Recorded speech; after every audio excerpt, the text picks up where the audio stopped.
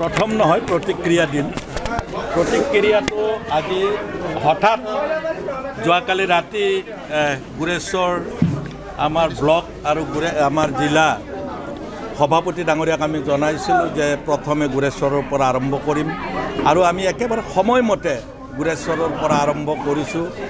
আজি প্ৰথম গুৰেশ্বৰ, ইয়াৰ পিছত খৈৰাবাৰী, হেৰগাঁও, টংলা, কালাইগাঁও, মঙলদৈ, দলগাঁও, তাৰপিছত ৰৌতা আৰু শেষত একেবাৰে ওদালগুৰি আমি চুই যাবলৈ চেষ্টা কৰিম। সকলোৰে আশীৰ্বাদ ল'বলৈ মই চেষ্টা কৰিম আৰু মই ভাবোঁ হাগ্ৰামা মহিলাৰী ডাঙৰীয়াই যি দুগৰাকী প্ৰাৰ্থী প্ৰক্ষেপ কৰিছে দৰং ওদালগুৰিত মই আৰু কোকৰাঝাৰত কাম্পা বৰগয়াৰী, ৰাইজৰ যিটো সঁহাৰি দেখিছোঁ, ৰাইজৰ সঁহাৰি আৰু যোগাযোগৰ পৰা বুজিব পাৰিছোঁ এইবাৰ আমাৰ দুয়োগৰাকী প্ৰাৰ্থী বিজয়ী হৈ যোৱাৰ সম্পূৰ্ণ সম্ভাৱনা আছে। লগে লগে যিসকল ইয়াত MP হৈ আছে, বিশেষকৈ দৰং ওদালগুৰিত যোৱা 20টা বছৰ একেটা ৰাজনৈতিক দলৰ ইয়াত MP হৈ আছে, তেওঁলোকক ৰাইজে যদি ভাবে যে তেওঁলোক ভাল কাম কৰিছে তেওঁলোকক ভোট দিব আৰু যদি একোৱেই কাম কৰা নাই আমাৰ চকুত, আমাৰ ৰাইজৰ চকুত কিন্তু 20 বছৰত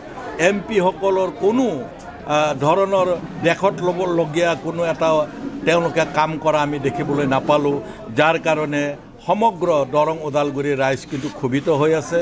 মই সকলো হিন্দু, মুছলিম, শিখ, জৈন, খ্ৰীষ্টান সকলো জনগোষ্ঠীৰ মানুহৰ পৰা BPFৰ নাঙলৰ ছবিত ভোট আশা কৰিছোঁ। BTRৰ বাহিৰৰ সমষ্টি যিখিনি আছে বিধানসভাত তেওঁলোকক কেনেদৰে আকৰ্ষিত? আমি BTRৰ বাহিৰত এইটো ধৰ আমাৰ আঞ্চলিক ৰাজনৈতিক দল, এইটো BTCৰ ভিতৰতে নহয়, আঞ্চলিক বুলি ক'লে আমাৰ ষ্টেট লেভেলৰ যিহেতু আঞ্চলিক দল, আমাৰ সেইকাৰণ বাহিৰতো আমাৰ দলৰ প্ৰভাৱ যথেষ্ট আছে।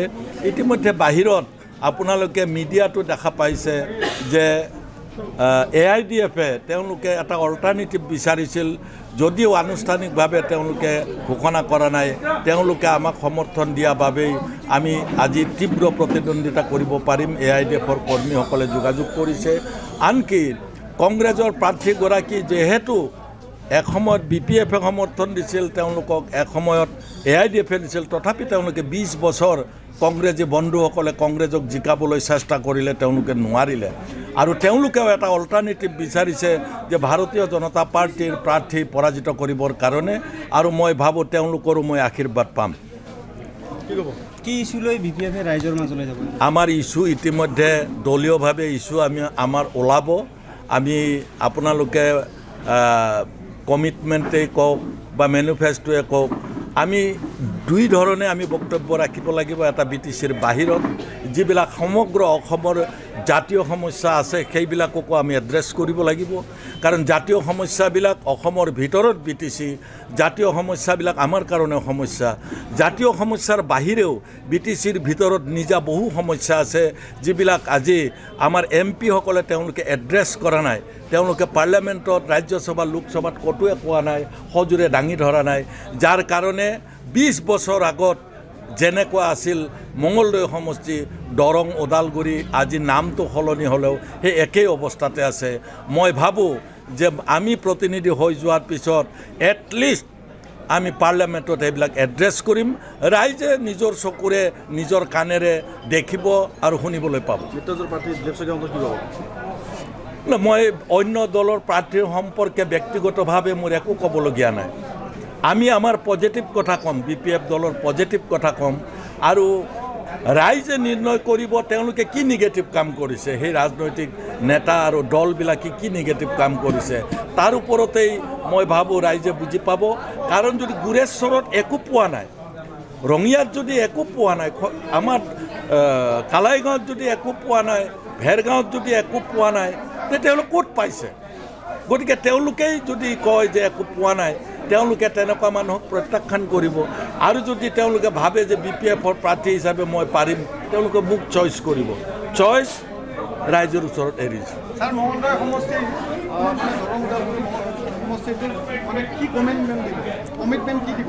আমাৰ দলে মেনিফেষ্টো উলিয়াব, মেনিফেষ্টো উলিওৱা যথেষ্ট সময় আছে। ইলেকশ্যন ঘোষণা হৈছে, নমিনেশ্যন হ'ব, আৰু প্ৰাৰ্থীসকলৰ যেতিয়াই নমিনেশ্যন একচেপ্ট হ'ব তেতিয়া আমাৰ মেনিফেষ্টো ওলাব। অবভিয়াছলি আমি এই প্ৰথম দিনটোত কোনো ৰাজনৈতিক দলক বেয়াকৈ গালি পাৰিব খোজা নাই। নমস্কাৰ মই doctor Pratibha Pachari Agarwal IVF specialist at Apollo fertility Guwahati মই জনাব বিচাৰিছো যে মই কোকৰাঝাৰ আপোলো ডায়াগনষ্টিকত 23 মাৰ্চত আহি আছো দুপৰীয়া 12টা বজাৰ পৰা এটা বিনামূলীয়া নিসন্তানতা কেম্প লৈ পেলাই যাৰ এনেকুৱা ধৰণৰ প্ৰব্লেম আছে নিসন্তানতা প্ৰব্লেম আছে আহি পেলাই মোৰ লগত আলোচনা কৰি পেলাই চিকিৎসা কৰিব পাৰে আপোনালোকে বুকিংৰ কাৰণে কল কৰিব পাৰে 8135834710 নম্বৰত আকৌ একবাৰ কৈছো 8135834710 ফোন নম্বৰত কল কৰি পেলাই আপোনালোকে আপোনালোকৰ এপইণ্টমেণ্টটো বুক কৰিব পাৰে ধন্যবাদ